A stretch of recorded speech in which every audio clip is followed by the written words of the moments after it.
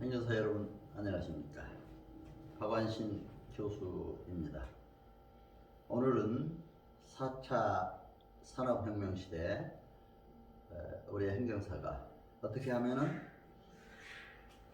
발전할 것인가, 또 성공할 것인가, 또 국민을 위해, 국민의 편익을 위해 기여할 것인가, 이런 주제로 잠깐 말씀을 드리고자 합니다. 여러분, 4차 산업혁명 시대란 뭡니까?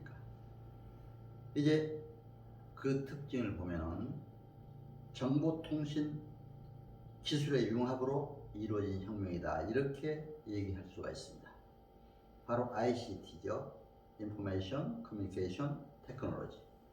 바로 이러한 4차 산업혁명은 18세기 초기 산업혁명 이후에 네 번째로 중요한 산업혁명 시대로 발전을 한 것입니다. 그 4차 산업혁명의 핵심을 보면은 인공지능, 로봇공학, 사물 인터넷, 무인 운송수단, 무인 항공기, 무인 자동차를 의미하죠. 3차원 인쇄, 나노기술 등 6대 분야를 기술 혁신 중심으로 하고 있습니다. 이제 이 4차 산업혁명 클라우스 슈밥이라고 하는 의장이 세계 경제 포럼, 바로 2016년차 대회에서 주장된 용어입니다. 4차 산업혁명 물리적, 생물학적, 디지털적 세계를 빅데이터에 입각해서 통합시키고 경제 및 산업 등 모든 분야에 영향을 미치는 다양한 신기술로 설명될 수가 있습니다. 이러한 신기술을 우리 행정사님들은 잘 파악을 해야 앞으로 4차 산업혁명 시대, 또 행정 환경에 큰 변화가 이루어지고 있는 현 시대에 잘 대응해 나갈 수가 있습니다. 특히 이제 우리 한국에서는 최근에 뉴딜 정책을 발표해 놓고 있습니다. 한국판 뉴딜이죠. K 뉴딜이라고 그러죠. 이런 새로운 행정 환경 변화에 우리 행정사님들은 정말 창조적으로, 변동력으로, 체인지 에이전트로서 대응할 수 있는 그런 기술을, 또 정보 분석 기법을 개발해 가야 됩니다. 즉, 정보 분석 기법에는 보면은 에티튜드, 너우리지, 컨설팅 스킬, 이 세 가지가 필요합니다. 바로 도전 정신, 창의성, 이런 태도가 필요하죠. 또 문제 해결 기술, 커뮤니케이션 기술이 필요합니다. 컨설팅 기술이 필요합니다. 특히 우리 행정사법 2조 6항에 있는 대로 상담, 국민들과 상담을 잘해서 행정적 편의를 도모하도록 컨설팅 기술이 있어야 됩니다. 이런 컨설팅 기술을 가지고 고객이 찾아오면, 국민들이 찾아오면 국민들의 상담 내용을 잘 듣고 그들의 니드, 욕구를 잘 분석해서 우리가 컨설팅을 잘 해줘야 됩니다. 원래 컨설팅에는 이제 첫째 그렇게 상담을 하면은, 또 제안서를 받고 상담을 하면은 업무 계약을 체결하고, 또 이제 업무 범위, 실행, 또 결과, 또 피드백 과정을 통해서 이제 의뢰자에게 설명도 잘 해줘야 됩니다. 저는 이제 제 4회 때 경영지도사 자격을 받고 이제 100여 개 기업 진단 지도를 한 바 있습니다. 바로 그때 정말 기업에서 제안이 들어오면 제안서를 작성해 함께 또 계약을 하고, 또 이제 실험 결과를 회사 측에 통보해 주고, 또 잘못되면 또 다시 수정할 게 있으면 피드백 과정을 통해서 다시 고쳐나가는, 이런 것도 많이 해봤습니다. 그리고 이제 많은 경영정보, 경영전략에 대해서 중국에는 가서는 한 20여 개 우리나라에서 대기업 중심으로 강의도 많이 했습니다만, 이렇게 20여 개 성장 시장 현장, 당의 관료들, 당과 정의 관료들 중심으로 이렇게 강의를 한 바 있습니다. 그래서 우리가 이런 컨설팅의 중요성을 생각하면서 우리 행정사님들은 행정사업소의 지식 정보 활용을 잘해서 최근 행정환경 변화에 따른 이 확대 강화 현상에 따른 최근 지식 또 기술을 잘 활용해서 이제 우리가 상담도 해주고 국민들의 행정적 편의를 도모해야 될 것입니다. 중국의 마이는 오프라인 시대에 온라인 유통으로 중국 상권 90% 이상을 차지하는 아주 대단한 경영을 한 사람입니다. 사실은 오프라인, 온라인 융합도 필요합니다. 융합의 기술도 필요합니다. 그래서 우리가 행정사님들은 정말 이걸 잘해서 우리 국민들에게 편익을 도모하는 행정사법 목적에 따른 그러한 일들을 잘 해주셔야 될 겁니다. 특히 행정 서비스, 컨설팅 방법 개발을 잘 해야 된다고 생각이 됩니다. 저는 이제 2013년도 행정사법 개정 이후에 제1회로 행정사 자격을 받았습니다. 행정안전부로부터 장관으로부터 합격증이 나오더라고요. 물론 저는 공직의 사무관, 서기관으로 받았기 때문에 그래도 시험 합격자가 한 300여 명 나왔고 또 우리 공직자들까지 합해서 수만 명이 나왔습니다만 그러나 그때 당시에 굉장히 기쁘더라고요. 마침 대학의 총장 임기 끝나자마자 이 자격이 시행돼서 정말 그래도 부족한 힘이나마 국민들을 위해서 일할 수 있다는 이런 감사한 마음으로 바로 1기로 2014년도 1기로 교육을 받고 1회 1기로 이제 서울시장으로부터 수료증을 받아서 서초구청에 업무 신고를 했습니다. 바로 신고 필증이 3월 18일자로 나왔습니다. 2014년도. 그래서 교대 법원 앞이죠. 법원 앞에 행정사 사무소를 내고 지금도 소명 행정사 사무소 대표를 하고 있습니다만 행정사를 운영하면서 특히 교육장까지 한 40-50명 들어갈 수 있는 교육장까지 마련해서 제가 교육을 한 바도 있습니다. 그때 당시 협회 교육장이 없었기 때문에 한 3-4년을 전부 저희 사무실에서 거의 기본 소양교육은 물론 실습교육까지 수행을 한 바 있습니다. 저는 그때 그렇게 했던 게 너무 보람이 있어요.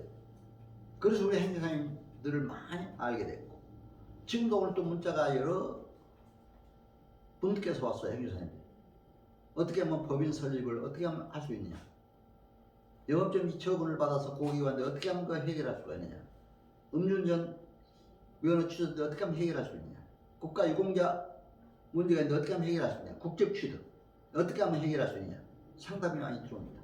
참 감사해요. 그런 일을 상담해주고 특히 행정사님들에게 할 수 있다는 그 역할 자체가 정말 저는 감사하게 생각을 하고 있습니다. 여러분 혹시 문의사항 있으면 저한테 꼭 연락 주시면 고맙겠습니다.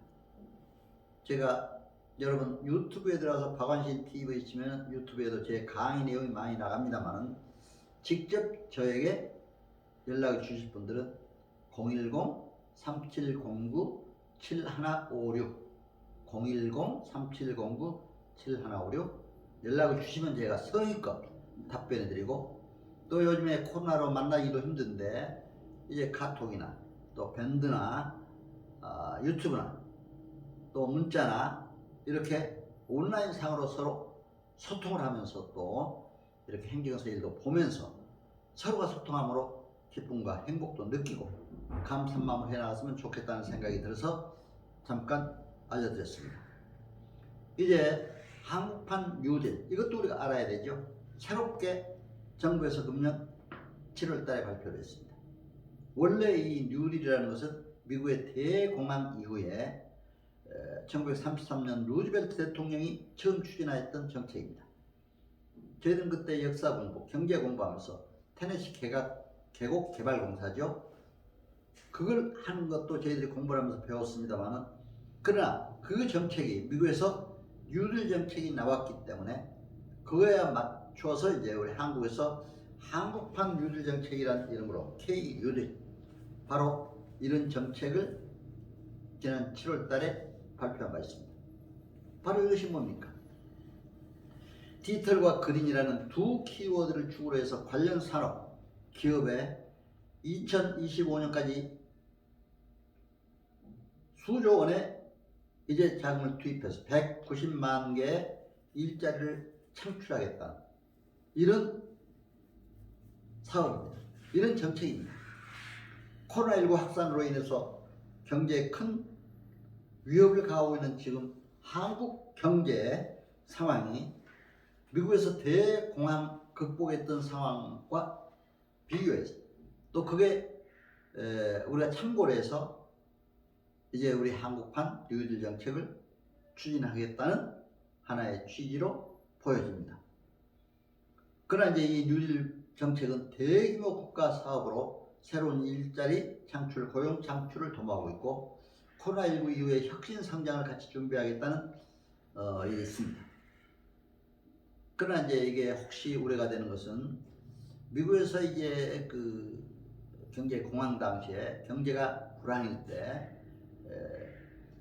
약간 정부가 적극 개입해서 좀 이렇게 시장 경제를 좀 그 정부가 직접 개입해서 하겠다는 그런 얘기였습니다. 그래서 혹시라도 시장 경제에 또 저해 요인이 된다든가 제한 사항이 있다든가 그렇게 되면 또 부작용이 있을 수가 있습니다. 그렇기 때문에 항상 우리 민주주의 국가의 원칙대로 자유민주주의 또 시장경제 이걸 지키면서 우리가 이런 산업을 육성해 가야 된다 이렇게 생각합니다. 특히 기간 산업을 반드시 지키겠다는 의도를 한국판 뉴딜에서 담고 있습니다. 기간 산업이라는 게 뭡니까? 경제 활동을 원활하게 하는 필수적인 중요한 산업을 의미합니다. 석탄, 석유, 동력, 금속, 수송산업, 화학산업 등이 포함됩니다.